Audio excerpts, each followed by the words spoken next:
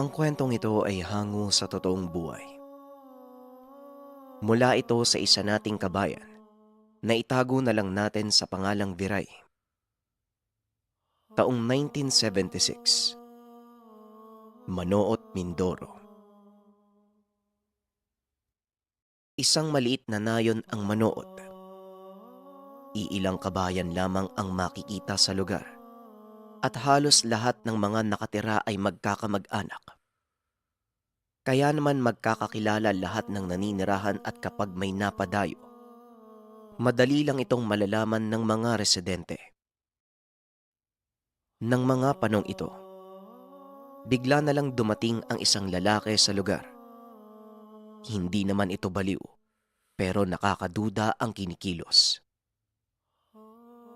Kasabay ng paglitaw ng taong ito, ay siya namang paglaganap ng kababalaghan sa lugar.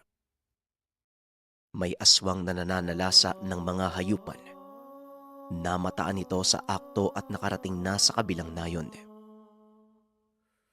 Tawagin na lang nating Dumas ang lalaki. Kung may araw, makikita si Dumas na umiinom ng tuba sa Tayakan, isang lugar kung saan kadalasan tambayan ng mga lasinggero. Ilan sa mga kabayan dito ay nagtitinda ng mga tuba at tabako. Isa na rito ang tahanan nila Biray. Mismong si Biray na ang nagbabantay ng tindahan buong maghapon. 16 na taong gulang na siya ng mga panong ito. Pinaghihinalaan ng lahat na si Dumas ang aswang. Pero taliwas naman ang pagpapakita ni Dumas tuwing may lumalaganap na aswang. Dahil tuwing gabi, umiinom pa rin ito sa tindahan ni Viray. Kaya para sa binata, napaka-imposibleng si Dumas dahil nasa tindahan lamang ito habang nangyayari ang mga pagpatay ng alaga ng mga tao sa bayan. Ayon kay Viray, napakatahimik na tao ni Dumas, pero hindi naman suplado. Sa halip ay palangiti lalo na kapag tinatamaan na ng alak. Ngunit kapag tinatanong naman kung saan nakatira, sinasabi lang nito na doon sa loob ng gubat. Sinubukan na ng mga taga roon na iparating sa otoridad ang dayo. Ngunit ayon sa mga namamahala, nakausap nila si Dumas. Mabait itong tao bagaman kahina-hinala ang postura. Ngunit ayon sa obserbasyon ay wala namang atraso ang lalaki. Karaniwang residente lang ito na naglalakbay sa kung saan-saan. At sa katunayan, may mga dala itong papeles na magpapakilala sa kanya. Napag-alaman nila na taga-Panay si Dumas. Maliban pa dyan, hindi malayo na ang aswang na gumagala ay mabangis na hayop lamang. Hindi naman may pagkakaila dahil hindi talaga paninindigan ng otoridad ang mga kababalaghan. Isang hapon, dumating sa tindahan nila Viray si Dumas upang uminom. Dala ng matinding kuryosidad, napatanong ang binata kung ano ba ang pinunta ng dayo sa lugar. Ah, wala naman. Gusto ko lang talaga na gumala, maglakbay. Etong mga tao dito, napagkakamalan pa akong aswang. Kahit hubaran nila ako, wala silang makukuha sa akin. Hoy, hindi ako aswang no? At hindi lang naman itong lugar niyong napuntahan ko, marami na. Sa katunayan, nakarating na ako sa Mindanao para lang alawin ang sarili ko sa dami ng magagandang tanawin. Wala namang masama doon hanggat wala kang inaagrabyadong tao. Biray, alam mo, gusto ko ang ugali mo. Mabait ka kumpara sa ibang tao. Kung makatitig sila sa akin, kala mo papatayin ako eh. Wika ni Dumas. Wala lang. Nasanay na rin ako sa'yo eh. Nasanay ako sa'yo kuya, mabait ka naman eh. Hindi katulad nung una. Napagkamalan ka pa nga ng tatay ko na pugante at saka aswang. Marami kasing nakaburda sa bisig mo. Saka may mga palamuti dyan sa buhok mo. Yung nakatirintas. Yan bang nakalambitin? Ano ba yan? Saka yung kwintas nyo, ang weirdong tignan.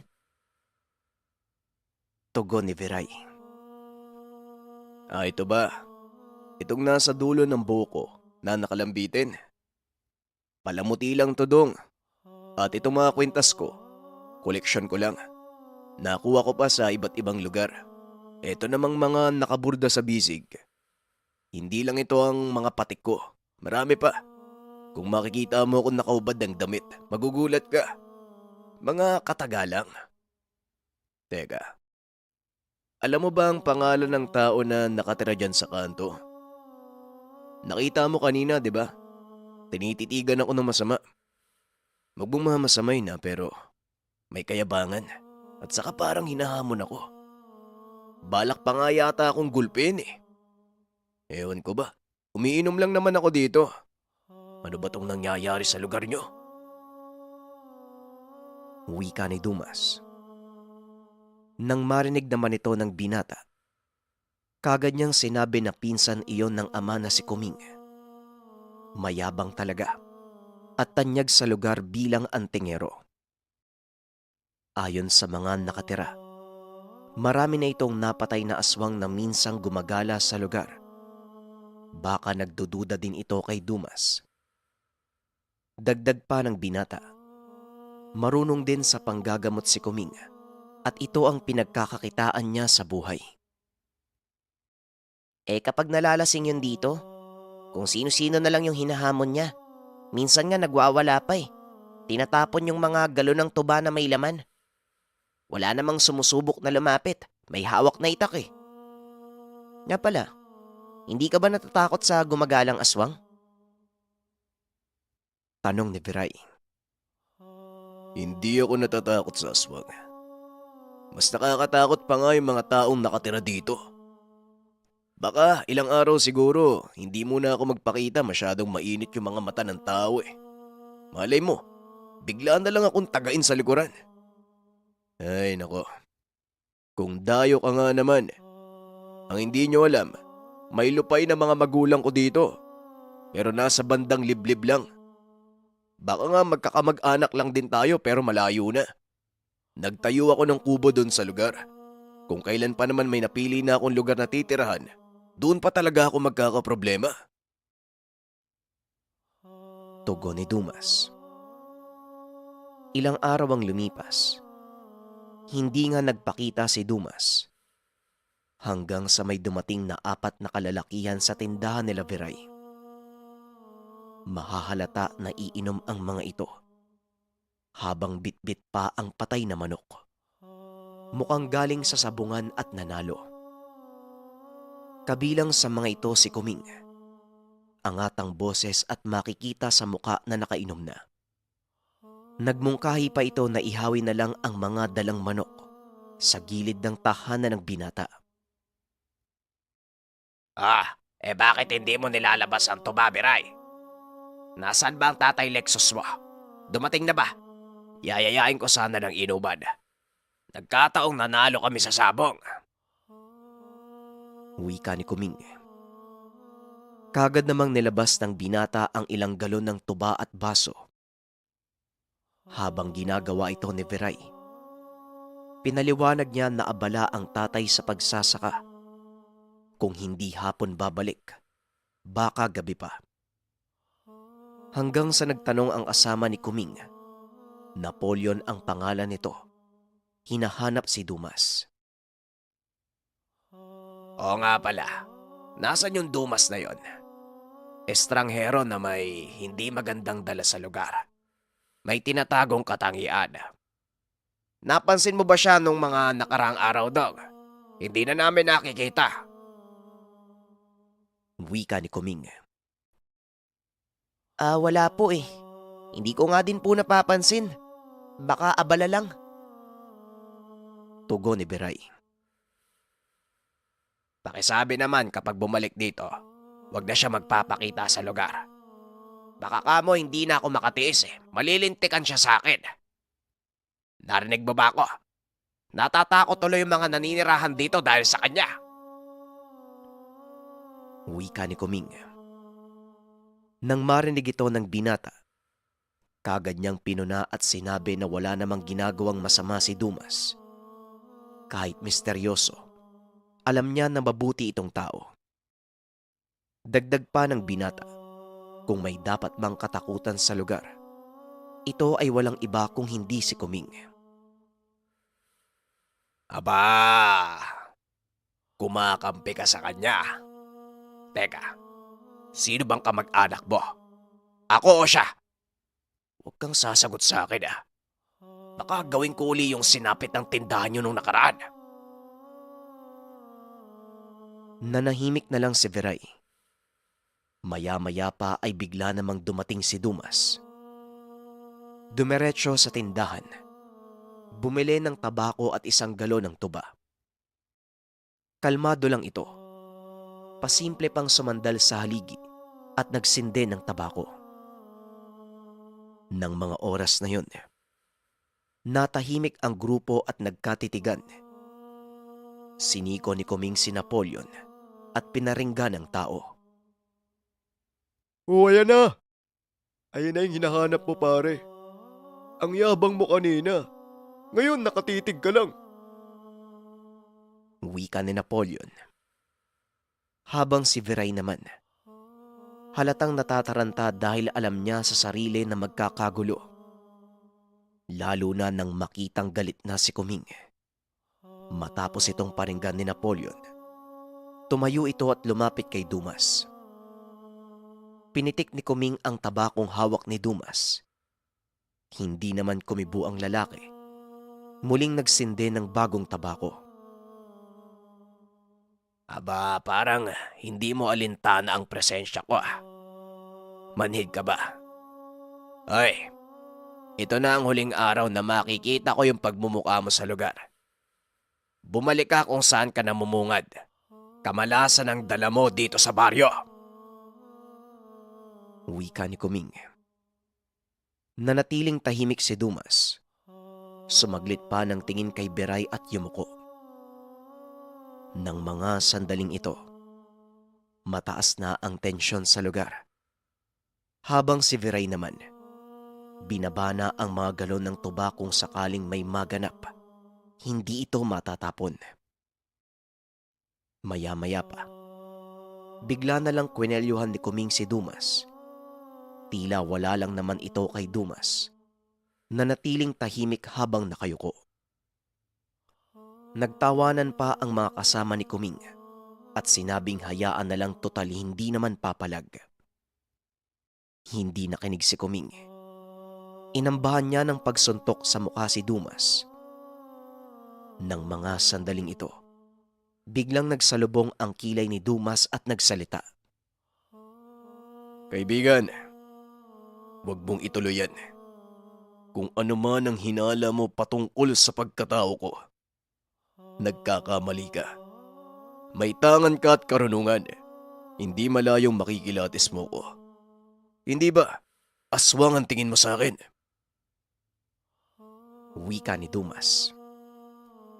May mga taong may tangan at kayang magtago ng katauhan. Katulad mo, kaya mahirap kang makilatis. Tugon ni Kuming. Akala ko pa naman tanyag ka. Akala ko nakapatay ka na ng aswang. Mukhang kasinungalingan. Teka nga sandali, bitawan mo na ako.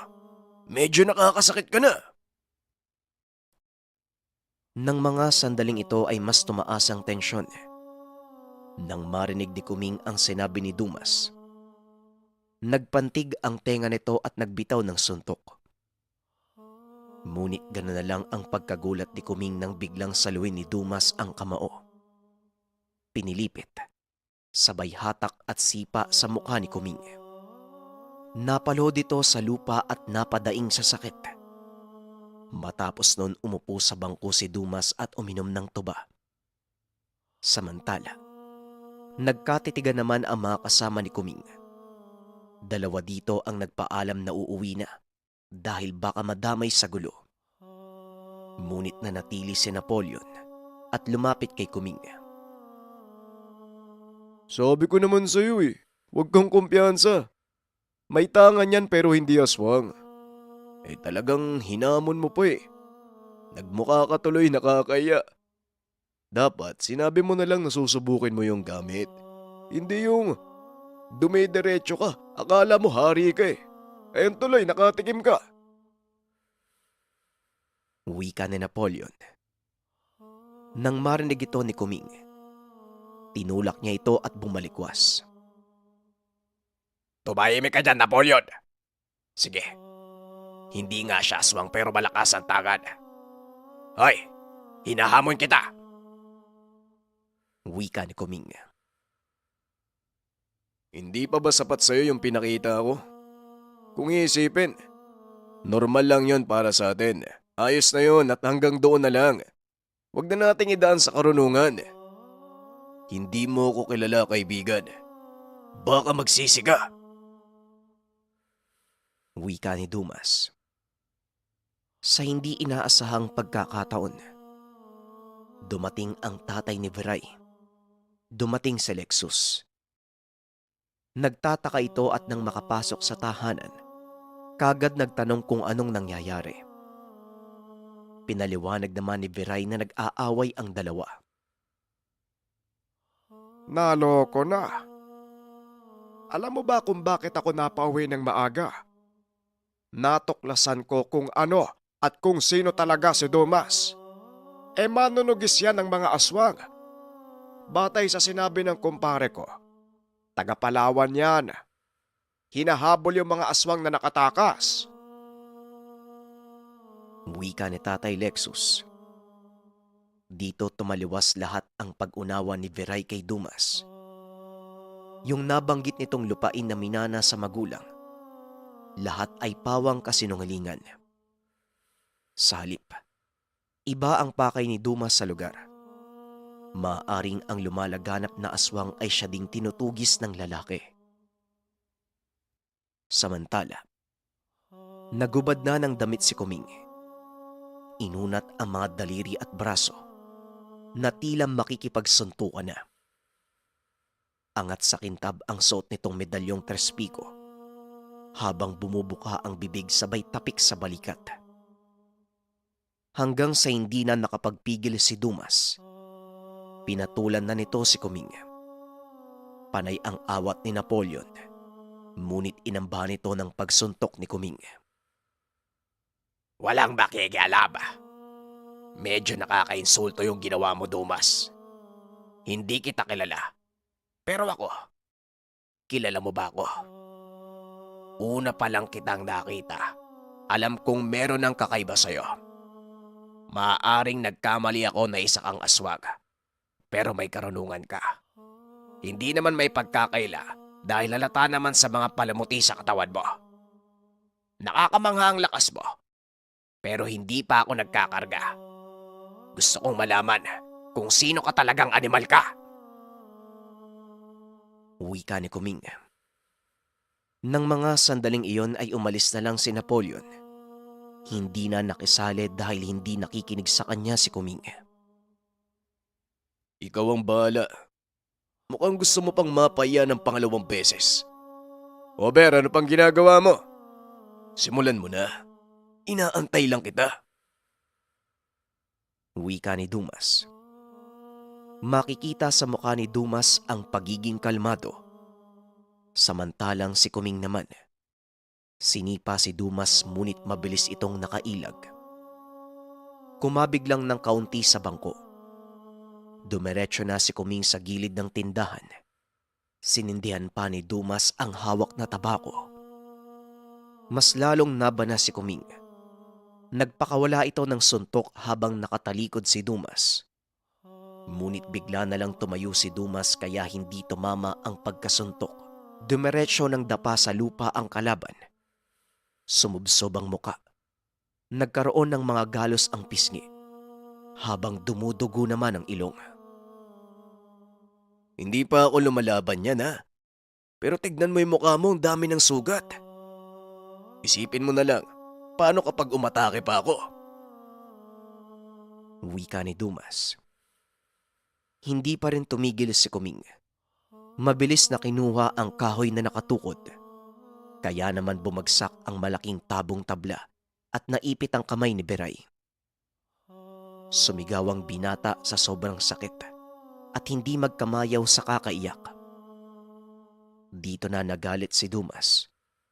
Mabilis na nilapitan si Kuming, sinakal at tinulak papunta sa dingding. Talagang gusto mong makilala kung sino ako ah. Ako ang kinakatakutan ng mga katulad mo doon sa lugar namin. Ako din ang pupuksa sa sumpang dumapo sa lugar na ito. Yung bigla ang paglaganap ng aswang. Ako lang ang may lakas para mapatay sila. May tangan ka, pero mas malakas kang magyabang. Bumalag ka, sige. Isang tapik ko lang sa balikat mo. Siguradong titirik yung mata mo. Hindi mo ba napapansin? Malayo ang agwat natin. Kanina pa dapat basag yung mukha mo eh. Sige, lumapit ka uli. Tutuluyan na kita. Wika ni Dumas. Nang mga sandaling ito ay hindi na nakapagsalita si Kuming. Nabahag, napayuko at halatang nahihiya. Samantala, dito na lumabas ng tahanan si Tatay Lexus. Pinagsabihan si Kuming at sinabing totoo ang sinasabi ni Dumas. Huwag ka nang lumaban pa, Kuming. Makakahanap ka talaga ng katapat mo. Ayan na, sa harapan mo na. Kanina ko pa gustong umawat pero hinayaan ko lang. Para din mapatunayan ko kung totoo ba yung sinabi ng kumpare ko. Kitang-kita naman at hindi may pagkakaila. Siya talaga ang manunugis ng aswag. Wika ni Tatay Lexus. Tahimik na umalis si Kuming. Samantala, bagaman may agam-agam si Tatay Lexus, pinili nitong kausapin si Dumas. Nagtanong ang ama kung anong nangyari at nakarating sa kanila ang aswang. Dagdag pa ng matanda, ano ang kinikilos ng mga nilalang upang mabigyan niya ng babala ang mga kamag-anak at makaiwas sa peligro. Kasalanan ko po yung lahat kaya pasensya na po sa inyo. Ako ang dahilan kung bakit pumunta dito mga aswang. Kung hindi lang sana ako naging maawain, dapat pinatay ko na sila. Pinalikas ko sila sa isang lugar doon banda sa amin. Binigyan ko ng babala na magbago at huwag maminsala ng mga tao. Umalis nga yung mga aswang at lumipat sa Mindoro. Kaso, may nakarating sa akin balita. Namiminsala daw uli dito sa lugar nyo. Hindi ko matiis ang sitwasyon. Kinakain ako ng konsensya ko. Lalo na sa mga naninirahan dito. Kawawa naman eh. Huwag kayong mag-alala. Ako ang papatay sa kanilang lahat. Wika ni Dumas. Nanlaki ang mga mata ni Tatay Lexus. Ang ibig sabihin, hindi lang iisa ang aswang. Kagad siyang nagtanong kung ilan ba ang napunta sa lugar. Kagad namang tumugon si Dumas na buong pamilya. Higit sa 5 ang bilang. Napabitaw ng mabigat na salita si Tatay Lexus. Ayon kay Dumas, mapanganib na uri ng aswang ang napadpad sa lugar. Sa ngayon, hindi niya tiyak kung nasaan ang mga ito. Makapalang gubat. At ang kinakatakot ni Dumas, baka umabot sa punto na tao na ang biktimahin, kagaya ng nangyari sa kanila. Nagpaalam si Dumas na aalis na. Nagtanong naman si Tatay Lexus kung saan pupunta. Sinabi nito ay hahanapin niya ang lugar ng aswang. Mahihirapan lamang siya dahil markado siya ng mga ito at kabisado na ang galaw. Mas mabuting dito ka na lang. Kami lang naman ang anak ko nasa bahay, yung asawa ko naroon sa bayan. Abala sa isa pa naming tindahan ng tuba. Minsan lang yan umuwi. Wika ni Tatay Lexus. Tumanggi si Dumas. Bigla na lang nagsalita si Viray at sinabing bakit sa gubat namamalagi si Dumas, pwede namang doon sa tahanan nila. Isa pa, mas tiyak ang kaligtasan nila sa lugar dahil narito ang tagatugis ng aswang. Nang mga sandaling ito, tila nabati ang atensyon ni Dumas. Tumango na lang sabay ngiti at nagpasalamat. Yun na nga ang nangyari. Nanatili sa tahanan nila ang dayo. Matapos nun, sa halip na bigyan ng abiso ni Tatay Lexus ang mga kamag-anak, nilihim na lang niya ang mga nangyayari. Sa kadahilanang ayon kay Dumas, kalat na ang balita na may aswang. Hindi na kailangang abisuhan ang mga ito sapagkat mas lalala lamang ang sitwasyon kapag pinaalam ni Tatay Lexus ang buong detalye. Mas magiging matunog lang ang balita patungkol kay Dumas na siya namang magiging abala sa bawat hakbang na gagawin. Baka pagkaguluhan siya ng mga tao, hayaan na lang na may iilang nakakakilala sa kanya. Total hanggang duda lang ang mga ito. Pagsapit ng gabi, kung ano-ano ang tinatanong ni Veray, animoy gustong malaman kung bakit malakas si Dumas. Ang sabi nito, ang tangan na nakikita ni Veray na nasa dulo ng buhok na nakatarintas. Luha daw ito ng bayawak. Ito ang pangunahing gamit ni Dumas dahil sa angking abilidad na ibinibigay nito sa kanya.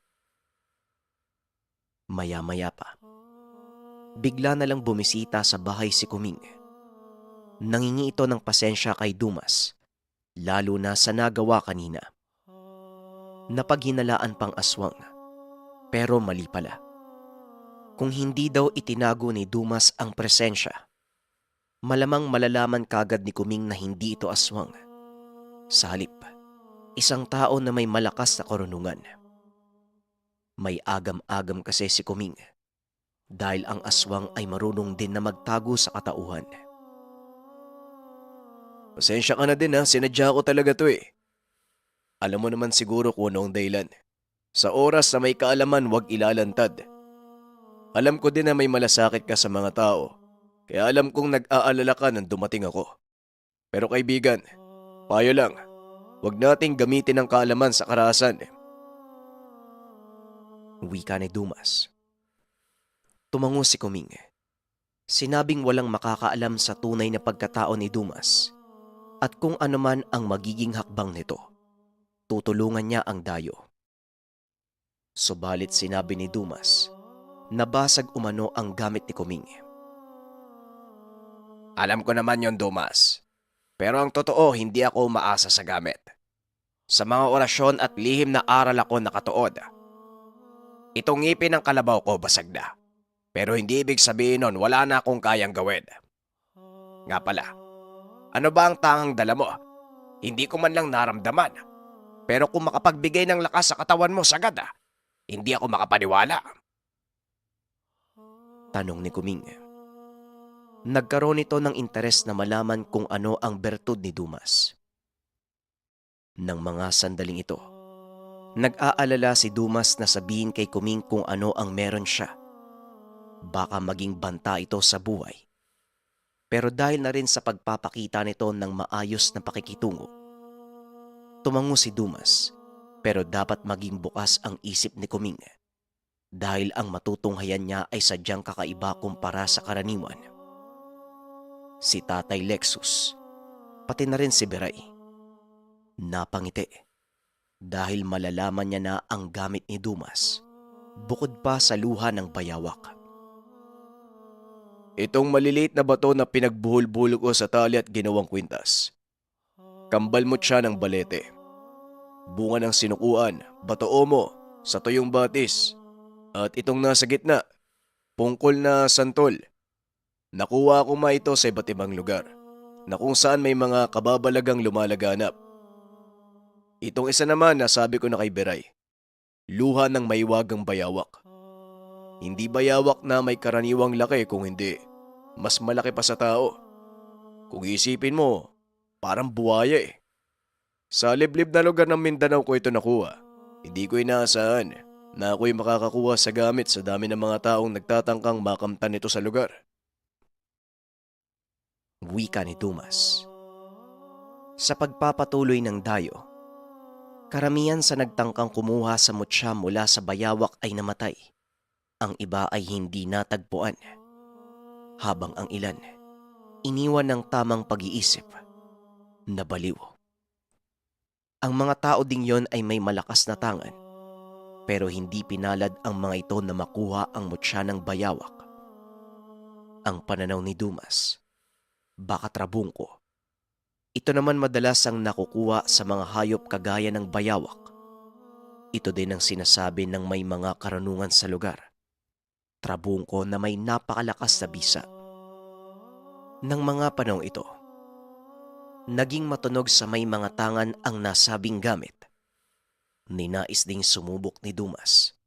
Ngunit sangkatutak na abiso at babala ang kanyang natanggap mula sa mga kakilala. Huwag na lang daw tangkain at baka matulad sa iba. Walang mintis. Lahat ng mga sumubok hindi pinalad. Kung kaya malaki ang posibilidad na maaaring sapitin din ni Dumas ang sinapit ng iba. May malakas umanong kaalaman ang nagtangka, pero namatay. Si Dumas pa kaya, nakakasimula pa lamang mag-aral ng lihim na karunungan. Pero dahil sa natural na tapang ni Dumas, giniit niyang susubok siya sa likod ng nakaumang na panganib. Yun na nga ang nangyari. Si Dumas lang mag-isa ang tumahak sa gubat. Hindi katulad ng iba na may mga kasama. Nag-alala ang mga tao noon. Inaasahan na nila kung hindi mababaliw o mamamatay si Dumas, hindi na ito makakabalik pa. Umagang nagsimulang maglakbay si Dumas. Inabot siya ng tanghali bago pa makarating sa nasabing lugar. Lubhang napakadelikado. Pansin ito ni Dumas sapagkat ni isang bahay habang binabagtas niya ang daan. Wala siyang nakita. Indikasyon na ayaw manirahan ng mga tao sa lugar dahil mapanganib. Nakakakilabot ang lugar. Nagtatayugang mga puno ng nara at lawaan na may makapal na mga dahon.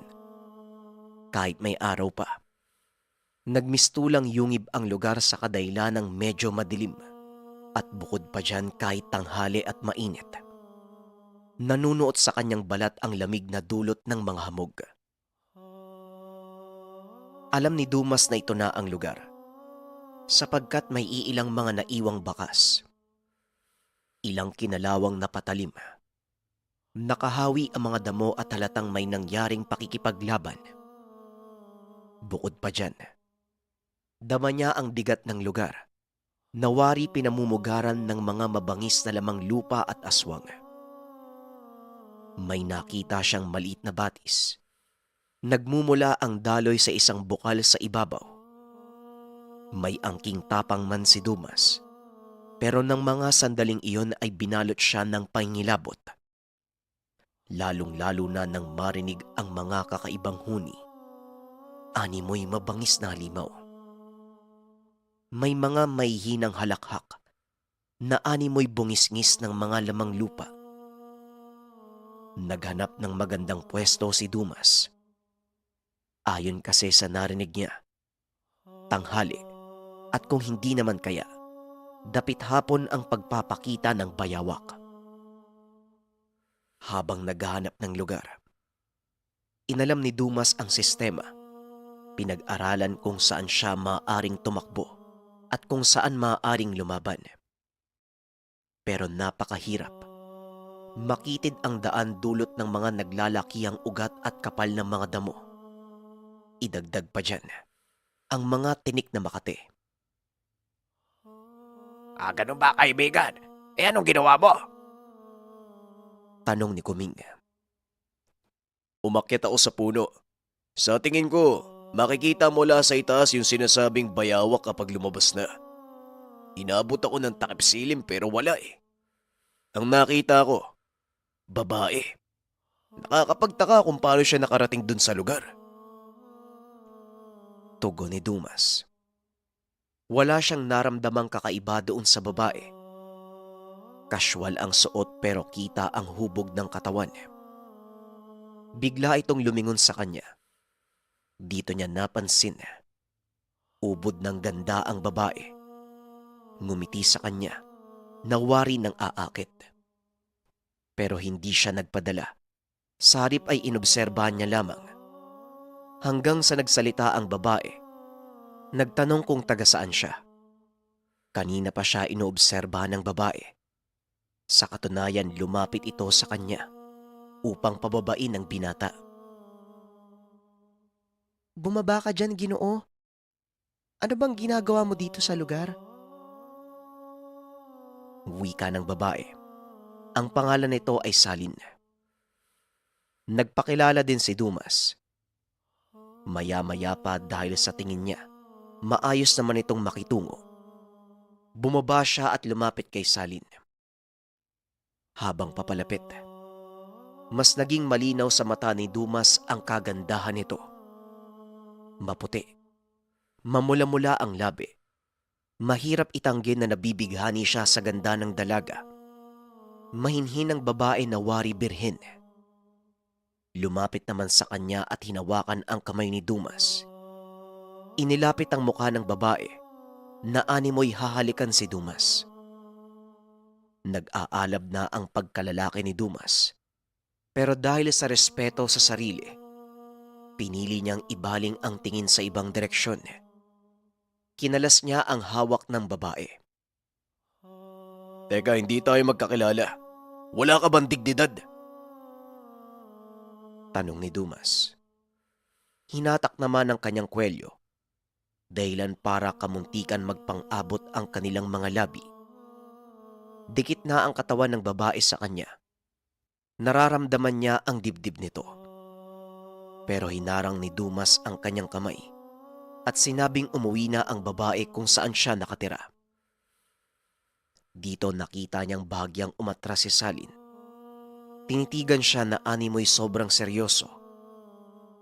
Maya-maya pa tumango ang babae at naglakad paalis. Nang mga sandaling iyon dahil na rin sa matinding kuryosidad, sinundan ni Dumas ang babae upang alamin ang pagkakakilanlan. Gusto niyang patunayan sa sarili kung totoo bang malapit lang ang bahay ng dalaga.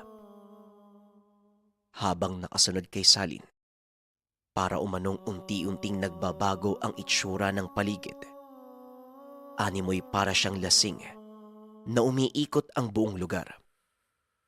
Kung kaya naman napaupo na lang si Dumas. Hanggang sa pagtanaw niya sa unahan, may isang tahanan.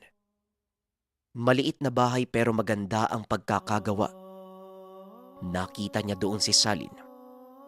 Sumilip sa bintana. Ilang sandali lang ay sinara ito ng babae. Sa puntong ito, kumpirmado na dito nga nakatira ang babae. Pero malaki ang katanungan sa kanyang isipan. Kung nag-iisa lang ba ito o may kasama? Lumapit sa bahay si Dumas. Hanggang sa may nabangga siyang isang ubod ng tanda na lalaki. Payat. Gutay-gutay ang damit. Nangingi ng tulong kay Dumas. Ang sabi nito may mga tulisan na pumasok sa kanyang tahanan. Mabuti na lang nakatakas ang matanda dahil maaaring patayin siya ng mga bandido. Kagad namang nagtanong si Dumas kung saan ang bahay nito. Sinabi ng matanda na nasa bandang unahan. Tumango si Dumas. Bago umalis ay nag-iwan siya ng mga kataga na wag lilisan ang matanda. Siya na ang bahala sa mga tulisan. Habang binabagtas ang mabatong daanan, hinanap niya kung nasaan ang bahay nito pero wala naman. Nakarating siya sa ilog pero wala ni isang tirahan na nakita. Hanggang sa inabot na lang siya ng gabi. Kung kaya naman binalikan niya ang nasabing matanda. Nakabisado niya ang daanan ngunit nang makabalik. Nagulat ang lalaki sapagkat yung bahay na kung saan nakatayo ang bahay ni Salin, isang napakalaking puno ng nara. Wala ng espasyo.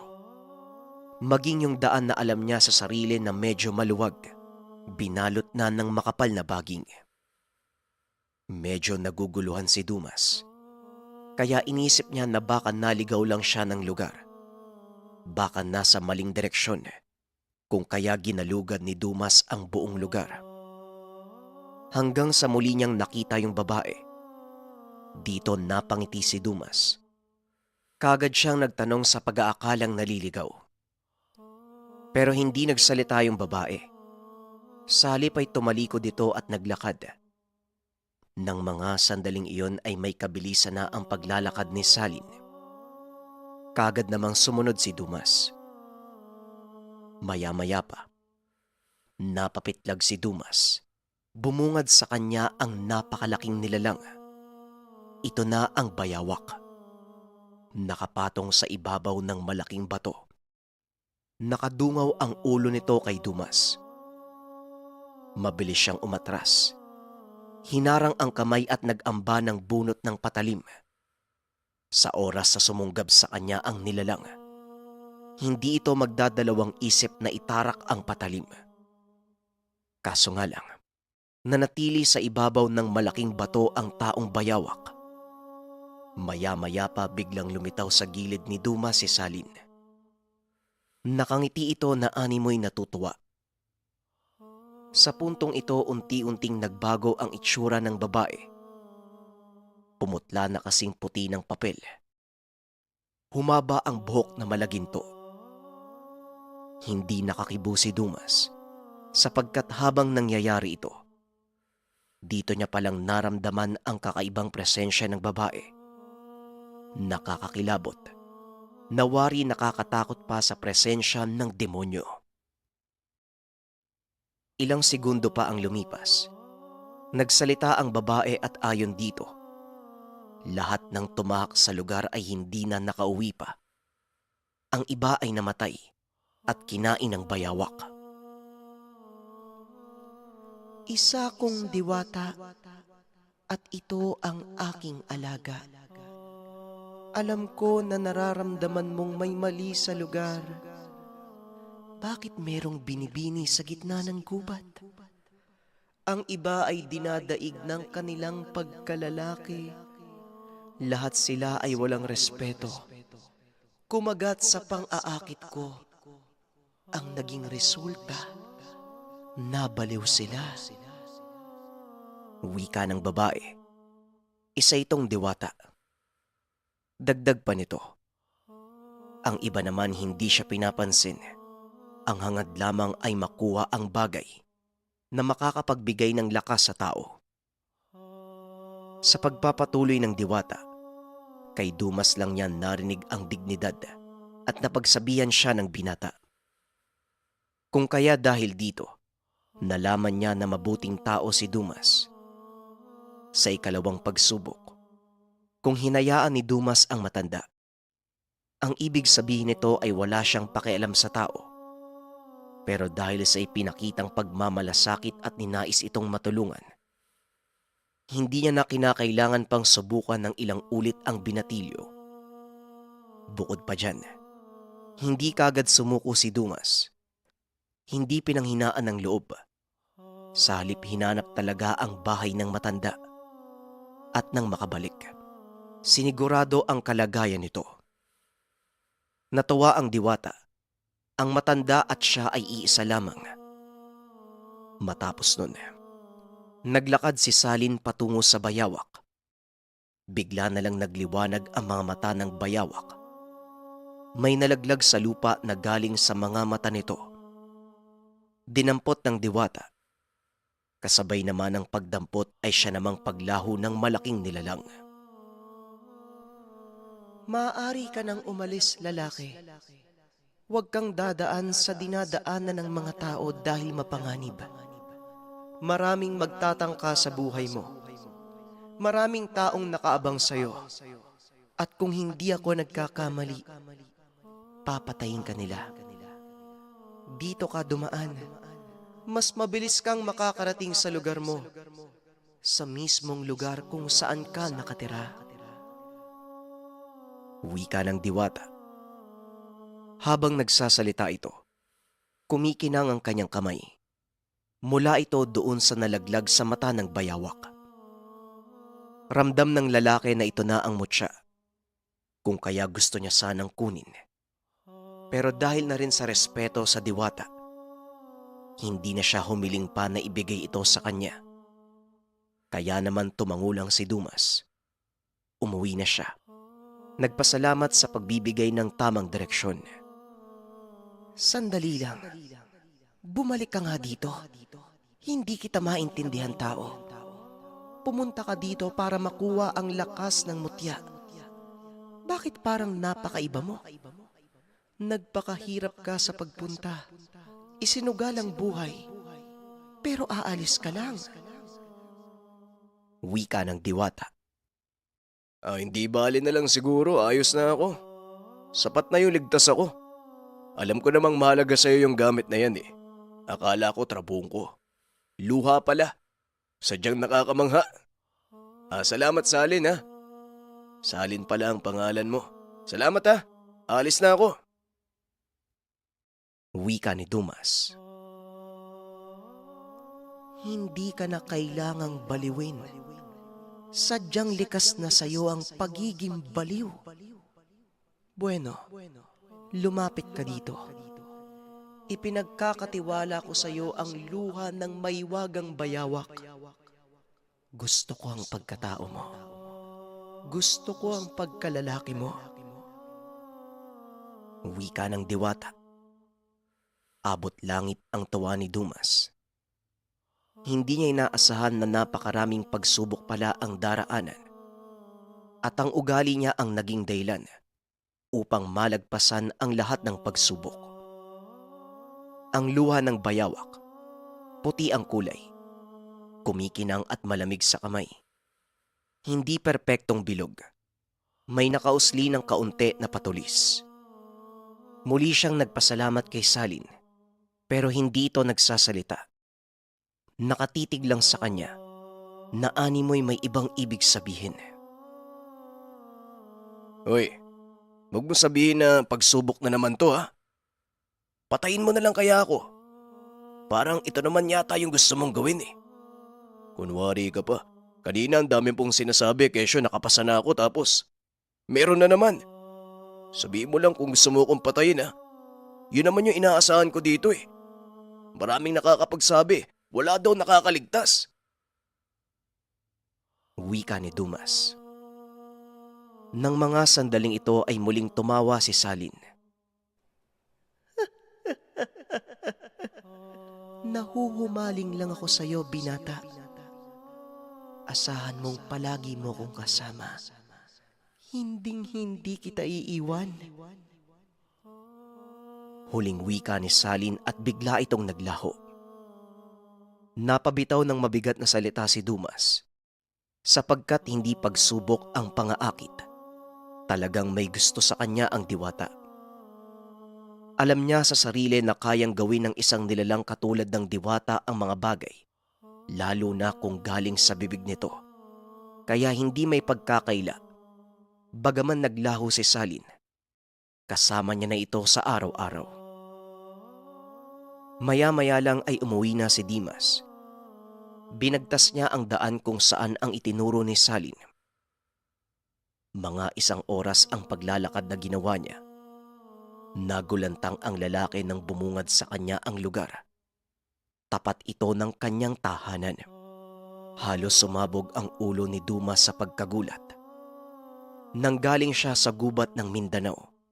Ngayon ay nasa Panay na siya. Kahit madilim ng mga sandaling iyon, alam niya sa sarili na ito talaga ang lugar. Nakita pa niya ang mga kapitbahay na naglalakad sa kalsada, pasuray-suray dahil sa pagkalasing. Halos mabaliw siya sa pag-iisip kung totoo ba ang naganap. Ang dahilan kung bakit siya ipinadaan sa ibang lugar ni Salin. Kapag bumalik siya sa sentro ng baryo, siguradong maraming magkakainteres sa kanya na may lihim na karunungan. Kukunin ang gamit sa kanya. At dahil bago sa kanya ang tangan, wala pa itong matutulong sa kanya sa mga oras na yun.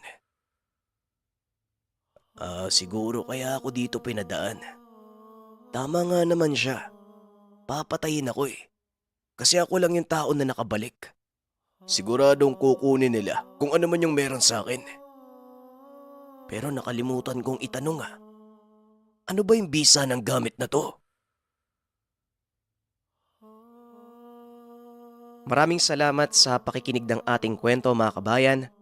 Abangan pa natin ang mga susunod na episodes ng ating kwento. Paalam.